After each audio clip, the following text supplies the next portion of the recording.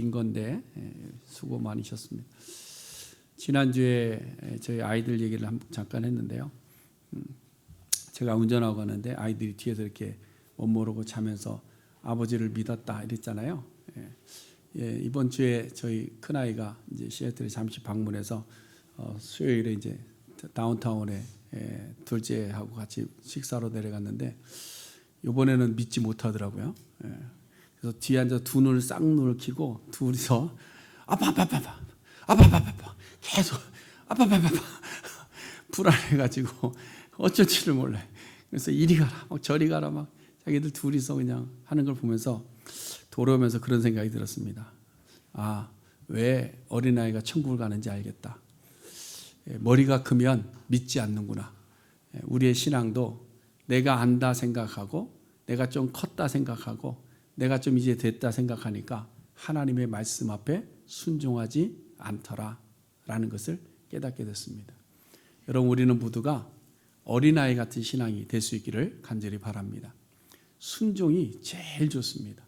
하나님 앞에서, 하나님 말씀 앞에서 내 생각을 가지고 하나님 이건데 왜 이렇게 하셨어요? 하나님 이건데 왜 이렇게 하셨어요? 하는 것이 아니라 하나님의 말씀을 말씀으로 듣고 순종할 수 있는 어린아이 같은 신앙 될 수 있기를 간절히 소원해 드립니다. 미국의 전쟁 영화를 여러분 많이 보시면요, 항상 영웅이 나옵니다. 그렇죠? 미국 영화, 전쟁 영화의 특징은 뭐냐면 두 가지인데요. 하나는 꼭 영웅이 나오고요, 하나는 꼭 성조기가 나온다는 거예요. 전쟁 영화에 보면 성조기는 한 번도 빠지지 않습니다. 거기에 한 영웅이 꼭 나오죠. 람보 같은 영화 보세요. 그렇죠? 혼자서 적진에 들어가서 그 많은 적군들을 다 물리치고 거기서 포로들도 끄집어내고 하는 것. 터미네이터도 그렇고요. 뭐 007 같은 영화도 보면 혼자서 가서 뭐 다 부수고 다 때려 부수고 다 잡고 구출하고 그러면서 나오잖아요.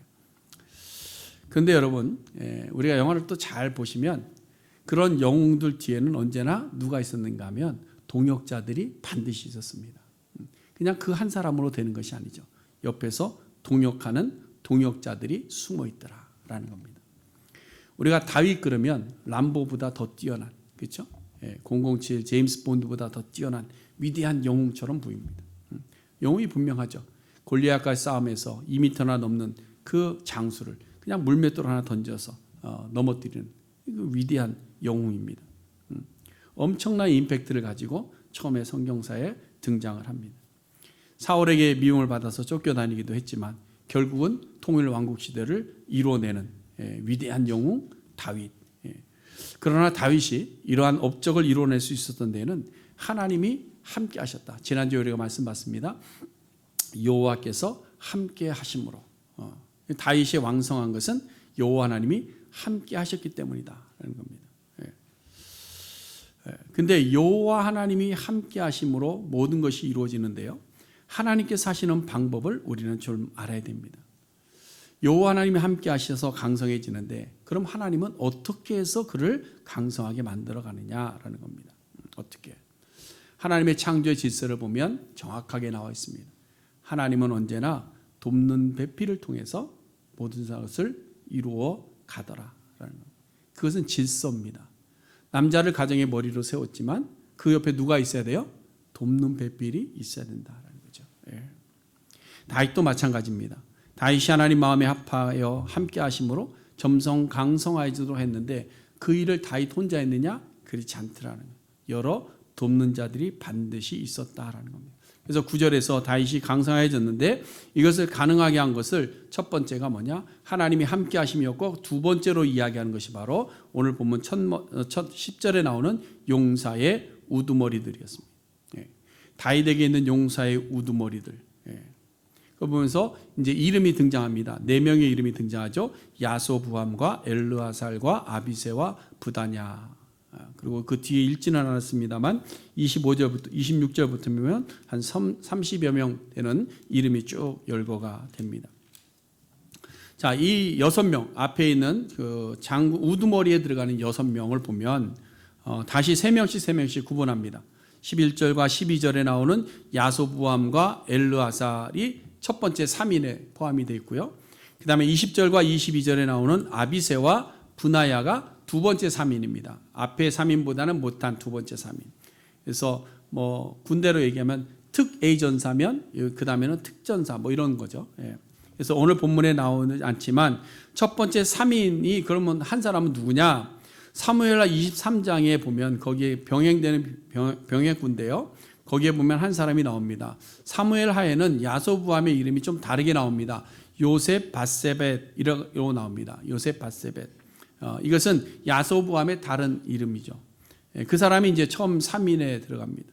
그리고 그 세 번째 인물이 누구냐면 삼마입니다. 삼마. 그래서 세 사람, 야소부함과 그 다음에 두 번째가 누구죠? 엘르아살과 세 번째가 삼마. 이렇게 세 사람이 첫 번째 그룹에 있는 사람들. 그 다음에 두 번째 그룹에 있는 3인은 누구냐? 역대기와 사무엘서에 동일하게 언급을 하고 있지 않은 것을 보는데요. 두 사람은 나오는데요. 사무엘하에도 보면 세 번째 인물은 나오지 않습니다. 역대기에도 보면 세 번째 인물이 나오지 않습니다. 그럼 그 사람이 누구냐라는 거죠. 그래서 많은 성경학자들이 추측을 하기를 요압일 것이다 라고 이야기해요. 요압이라는 이름이 많이 나오죠, 성경에. 근데 이 6인 안에는 들어가 있지 않는 것을 보면서 아마 요압이 그 중에 한 사람일 것이다 라고 추측을 합니다. 왜냐하면 요압이 다윗을 위해서 여부수 사람들 칠 때 막 앞장서고 시온성을 중수할 때도 앞장섰잖아요. 그렇죠? 열심히 있었습니다. 근데 왜 그 이름이 들어가지 않았느냐? 열심은 있었는데 이 사람이 뭐예요?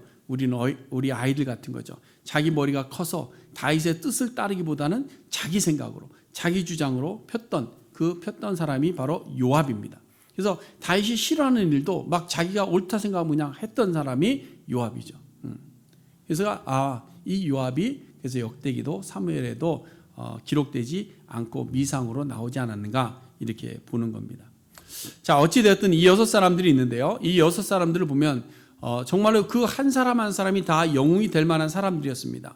그래서 간단하게 좀 소개를 하자면 요셉 바세벳이라고 하는 그 아디노라고도 하는데요. 야소부함을 보면 야소부함에 대해서 오늘 본문에 뭐라고 그랬습니까? 창을 한번 휘둘렀는데 몇 명이 넘어졌다? 300명이 넘어졌다. 300명. 그러니까 창 한번 쫙 휘둘렀는데 300명이 자빠지는 거예요. 그냥. 무슨 심령술사 같아요. 쫙 하면 뭐 중국 영화에 나오는 장풍 한번 때리면 막 몇십 날아가는 것처럼. 근데 또 사무엘서 보면요, 800명이라고 나옵니다. 그러니까 좀 과장된 표현일 수 있습니다. 과장된 표현일 수 있는데 어쨌든 이 야소부함 첩제되는 사람은 30명 정예 친위대 중에서도 특 A급 지휘관에 서는 사람인데 그 중에서도 가장 으뜸이었다라는 거죠. 그러니까 다윗 다음에 서열 2위가 되는 사람입니다.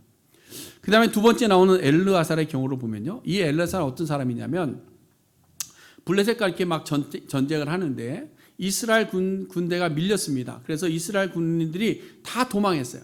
다 도망했는데 누구만 남았냐? 이 엘르아살만 남아 있었어요. 혼자 몰래 숨어 있다가 블레셋이 치고 지나간 다음에 뒤에서 쳐서 그 블레셋 사람들 다 물리친 사람들입니다. 그래서 그것이 13절과 14절에 나오는데요. 이것을 사무엘서에서는 그때 싸움을 어떻게 표현했냐면 이렇게 표현했습니다. 그의 손이 칼에 붙기까지 블레셋 사람을 쳤다. 그러니까 손으로 전쟁을 하는데 손으로 칼을 들었잖아요. 칼을 들었는데 사람을 하도 많이 죽여서 이게 손이 마비될 정도로 펴지지 않을 정도로 싸웠다라는 그것이 엘르아살입니다. 그러니까 다른 병사들은 다 도망할 때 홀로 남아서 적군과 싸워서 승리한 대단한 인물이 바로 엘르아살입니다. 그 다음에 세 번째 인물은 오늘 본문에는 없지만 사무엘서 보면 삼마라고 되어 있는데 이 사람도 블레셋 군대와의 전투에서 끝까지 살아남아서 전쟁을 승리로 이끈 인물입니다. 이것이 처음 세 사람, 3인입니다. 그 다음에 이제 또 세 무리가 있는데 여기 또 세 무리에 보면 이 사람들도 참 대단한 사람이에요. 또 뭐 그렇게 다르지 않다라고 보는데요. 아비새를 보면 아비새도 어떻게 했습니까? 창으로 한번 휘둘렀는데 300명을 죽였다. 그렇게 나옵니다. 그 다음에 나오는 분하에도 사자를 잡아 죽일 정도로 그리고 키가 그렇게 큰 애굽 사람들과 싸워서 승리했던 아주 용맹했던 사람으로 나옵니다. 이렇게 다윗의 주변에 6명의 용맹스러운 장소들이 있었습니다. 그 외에도 한 30명의 정예병들이 있었죠. 그 외에 다수의 지파들이 다윗을 도왔습니다. 이렇게 많은 사람들이 다윗을 도왔기에 다윗이 결국은 이스라엘을 통일하고 통일 왕국 시대를 열 수 있었다라는 겁니다. 결국 공동체가 건강하게 성장하기 위해서는 첫 번째는 하나님이 함께 계셔야 되고요. 두 번째는 동역자들이 함께 해야 된다. 하나님께서는 독생자 예수 그리스도를 십자가에 내어주시고 교회를 세우셨습니다. 그리고 지금까지 함께 하셔서 온 세계에 수많은 교회들이 세워집니다. 그 중에 하나가 우리 교회죠. 그럼 이 교회가 어떻게 성장하고 어떻게 번져갈 수 있었느냐? 그것은 바로 예수님과 동행했던 이 12명의 제자들, 그 12명의 제자들이 또 다른 동역자들과 함께 나가서 복음을 전함으로 말미암아 이러한 놀라운 일들이 일어나게 되었다라는 사실이죠. 우리 교회도 마찬가지입니다. 우리 교회의 주인은 누굴까요? 하나님이 우리 교회의 주인 되십니다. 우리 교회의 기초가 뭘까요? 예수 그리스도의 피. 예수 그리스도의 피 위에 우리 교회가 세워있습니다. 그리고 이 교회를 섬기도록 하시기 위해서 많은 성도들을 보내주셨습니다. 그러면 어떻게 해야 될까요? 모두가 함께 할 마음이 없는 거예요. 함께 합시다. 오늘 제목이잖아요. 그렇죠? 함께 마음을 모으고 힘을 모으고 뜻을 모으고 우리 권사님 기도하신 것처럼 함께 기도하고 뭘 할 때 함께 모여서 으쌰으쌰 할 수 있어야 교회가 세워져 가더라라는 겁니다. 그래서 오늘 본문의 제목이 뭐예요? 함께 합시다. 함께 합시다. 함께 합시다. 함께 해야 돼. 함께. 뭘 하면 저 사람 잘하니까 혼자 해. 이게 아니라 함께 하는 겁니다. 그래서 먼저 함께 하는 자들은 그럼 어떻게 해야 되느냐? 첫 번째로 보면 최선을 다해서 모든 일에 동참하는 자들이 돼야 돼요. 10절 말씀 보세요. 10절. 이 사람들이 온 이스라엘과 더불어 다윗을 힘껏 도와 이렇게 돼 있죠. 다윗을 힘껏 도와 나라를 얻게 하고 그를 세워 왕으로 삼았다. 다윗이 나라를 세우기 위해서 전쟁에 나갈 때마다 어떻게 했다는 거예요? 모든 용사들이 함께 했다. 함께 했다는. 하나 되었다는. 여러분 공동체의 가장 기초 단위는 부부입니다. 그렇죠? 부부예요. 그러면 부부가 아름다운 가정을 이루어내려면 어떻게 해야 될까요? 함께 해야 되는 함께. 그게 창조의 질서입니다. 창세기 2장 24절에 보면 이러므로 남자가 부모를 떠나 그의 아내와 합하여 둘이 뭐가 되라? 한 몸을 이룰지니라. 한 몸을 이룰지니라. 남편과 아내는 한 몸이 되어서 서로 힘껏 돕는 관계가 될 때에 아름다운 가정을 세워갈 수 있는 겁니다. 가정의 일을 하는데 너는 네 거 하고 나는 내 거 하고 이래서 안 된다는 거죠. 함께 하는 거죠. 그것이 부부의 질서입니다. 공동체의 질서도 마찬가지입니다. 함께 하는 겁니다. 함께해서 서로 힘껏 도와야 되죠.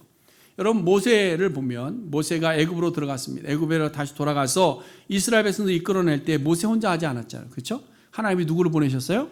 그 형 아론을 붙여주셨어요. 그래서 아론이 모세와 함께 바로에게도 들어갑니다. 모래와 함께 기적을 일으키기도 했습니다. 르비딤 지역에서 아말렉과 전쟁을 했습니다. 그럼 전쟁할 때 누가 전투 현장에 나가 싸웠냐면 여호수아가 전투 현장에 나가 싸웠어요. 그럼 모세는 뭐 했냐? 뒤에서 쉬고 있지 않았습니다. 모세도 산에 올라갔습니다. 산에 올라가서 뭐 했어요? 전쟁을 위해서 손을 들었다. 이거는 하나님께 기도했다는 거예요. 손을 들어 기도하는데 이 팔도 그럼 힘들잖아요. 그렇죠? 힘드니까 어떻게 자꾸 내려오는 거예요. 내려오면 집니다. 그래서 이걸 어떻게 했어요? 누가 도왔죠?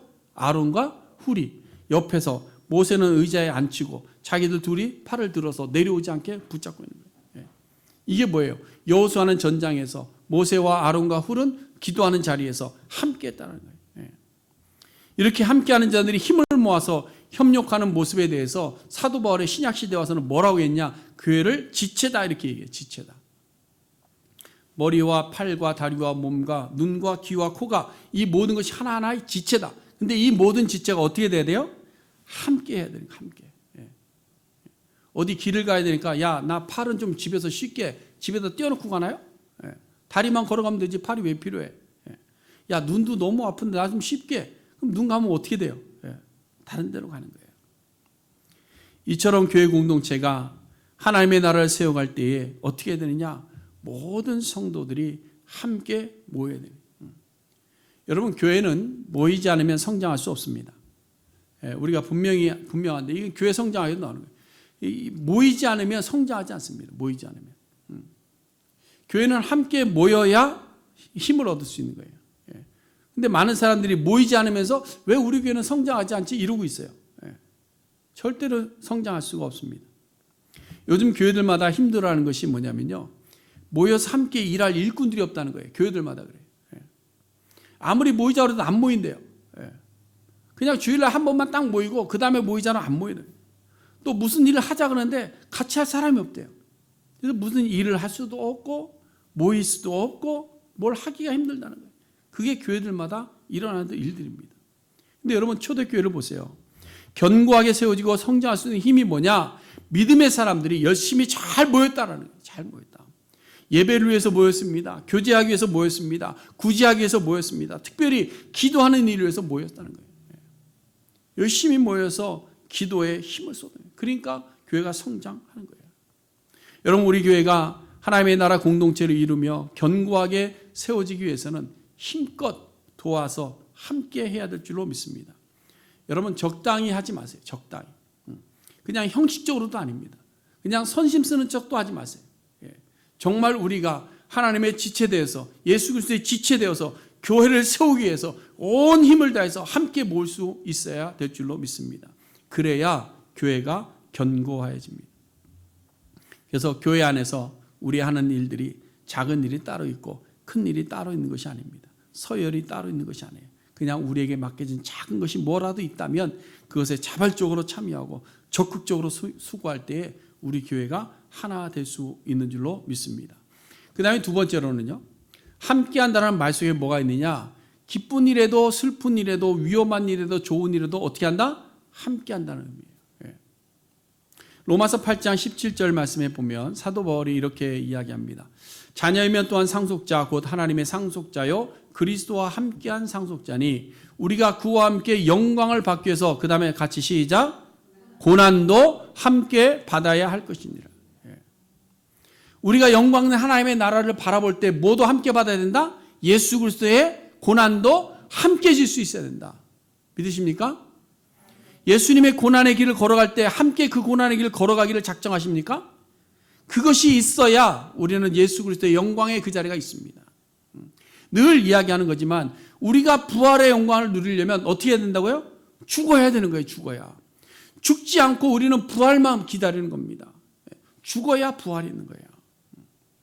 근데 우리가 죽음과 두려움과 위험과 아픔과 괴로움들은 함께하고 싶지 않고 좋은 것과 기쁜 일들과 나에게 유익이 되는 일을 적극적으로 달려들려고 합니다. 여러분 한국의 상속 때문에 문제가 많이 생기는데요. 상속법에도 그런 법이 있대요. 그냥 재산만 상속되는 것이 아니라 빚도 상속이 된답니다. 그러니까 부모님이 좀 가진 돈이 많으면 상속 받으려고 들어가고요. 부모님이 가진 것이 없고 빚만 있다 그러면 상속 포기한다는 거예요. 왜? 그 빚이 자기한테 올까 봐. 그러면서 그런 생각을 해봤어요. 그러면 돈을 꾸어준 사람은 자녀들이 있음에도 불구하고 자녀들이 상속 포기해버리면 이거는 죽고 나면 못 받는 거예요. 그렇죠? 어느 한 사람은 손해를 보는 건 아니겠습니까? 예. 근데 그것도 포기해버린다는 거예요. 근데 여러분 사도 바울이 지금 오늘 로마서에서 하는 얘기는 뭐냐? 그 빚도 포기하지 말라는 겁니다. 우리가 예수 그리스도를 믿으며 하나님의 자녀로 살아갈 때 하늘의 천국만 바라볼 것이 아니라 이 땅에서 당해야 될 고난과 아픔과 괴로움과 헌신과 희생도 우리가 어떻게 해야 돼? 같이 감당할 수 있어야 된다. 그래서 사도 바울은 이 땅에 살면서 내가 죽었다 그러지만 내가 이 땅에 살면서 왜 사느냐? 내가 사랑의 빚진 자가 되어 산다. 사랑의 빚진 자. 그래서 그리스도의 고난에 참여한다. 그 그리스도의 고난에 참여한 것을 도리어 뭐라 그랬어요? 내게 기쁨이다. 기쁨이다. 그래서 그리스도의 고난을 나의 육체에 채운다. 이것이 바로 하나님 나라의 상속자들의 삶의 자세인 줄로 믿습니다. 사도 바울의 고백은 예수님과 함께함이 무엇인지를 분명하게 보여주고 있는 것이죠. 우리가 오늘 본문에서도 마찬가지입니다. 정말 말도 안 되는 위험한 일들인데 그 용사들이 어떻게 했습니까? 함께한 거죠. 함께한 겁니다. 다윗이 왕이 된 후에 이스라엘의 천적인 블레셋이 사울 왕 시기에 점령했던 지역들을 회복하기 위해서 전쟁을 많이 했습니다.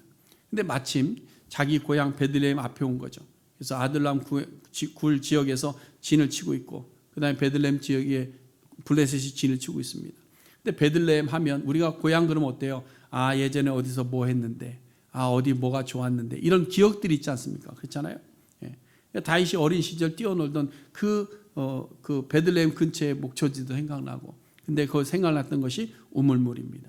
자기가 힘들고 어려울 때 가서 마셨던 그 우물물, 그것이 생각난 거예요. 그것을 이제 이야기한 겁니다. 그랬더니 이스라엘의 진영에 있던 지휘부들이 이 말을 듣고 간 겁니다. 두 번째 그룹의 세 용사 아비새와 분하야와 또 한 명, 그 한 사람이 스스로 위험을 무릅쓰고 블레셋 진영 안으로 들어가서 그 물을 떠갖고 오죠. 그래서 그 물을 다윗에게 가져오니까 다윗이 이 물을 받아 마시지 못합니다.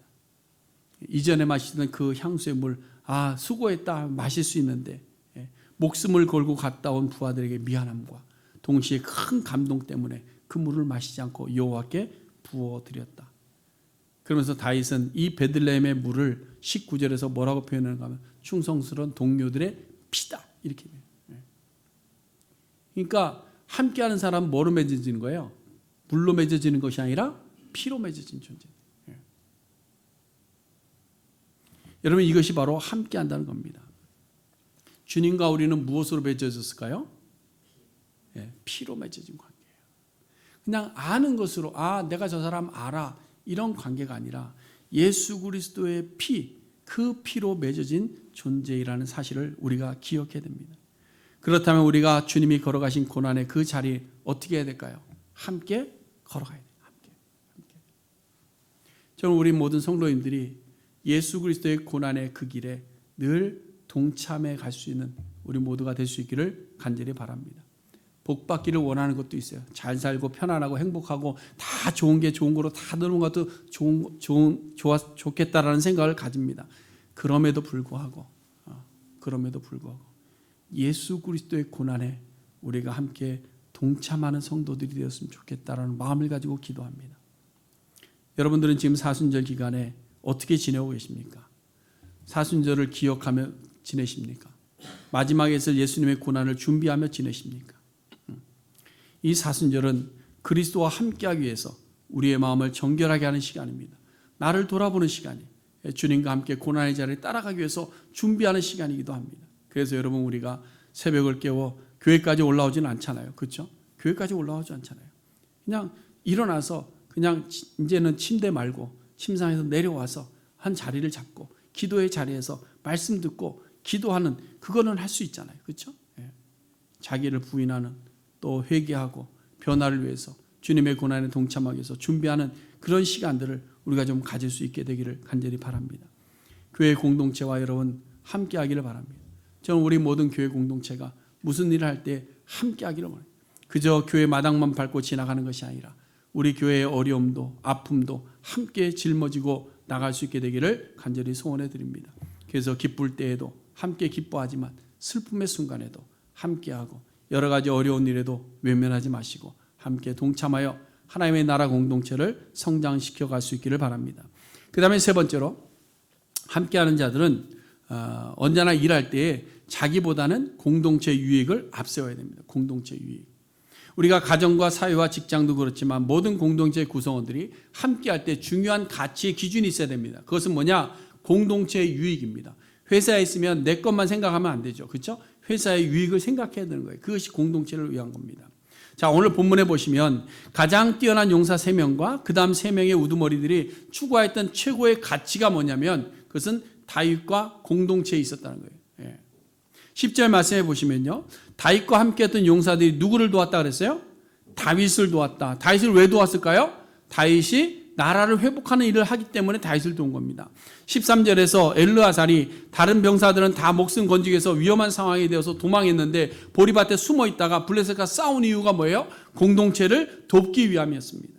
또 15절에서 베들레헴 우물을 뚫어간 3명의 용사는 누구를 위해서 목숨을 걸었을까요? 다윗을 위해서 목숨을 걸었던 거예요. 또 다윗은 자신이 그토록 원하던 베들레헴 우물을 받았지만 병사들이 목숨 걸고 길어온 그 물을 마실 수 없어서 여호와께 돌려드린 겁니다. 이게 다 뭐냐? 자기를 먼저 생각하지 않았다는 거예요. 자기를. 공동체를 늘 먼저 생각했다는 거예요. 그래서 자기를 포기한 겁니다. 그래서 우리가 세 번째, 앞서 말씀드린 대로 세 번째 인물이 이름이 나오지 않는다 그랬는데요, 요압을 한번 보세요. 요압이 다윗에게 정말 충성된 신하였습니다. 그 이름이 기록되지 못한 이유가 있는데 그것이 뭐냐? 능력은 있어요. 지혜도 있습니다. 일도 잘합니다. 잘해요. 그런데 자기를 위한 열심만 있지 공동체를 위한 희생은 없더라라는 거예요. 자기 일은 열심히 합니다. 그런데 공동체를 위해서 순종해서 따라가지는 못하더라는 거예요. 사무엘 3장에 보면 사울 왕의 남은 아들 이스보셋을 왕으로 세운 아브넬이 이스보셋을 버리고 이제 다윗 데리고 전향하는 장면이 나와요.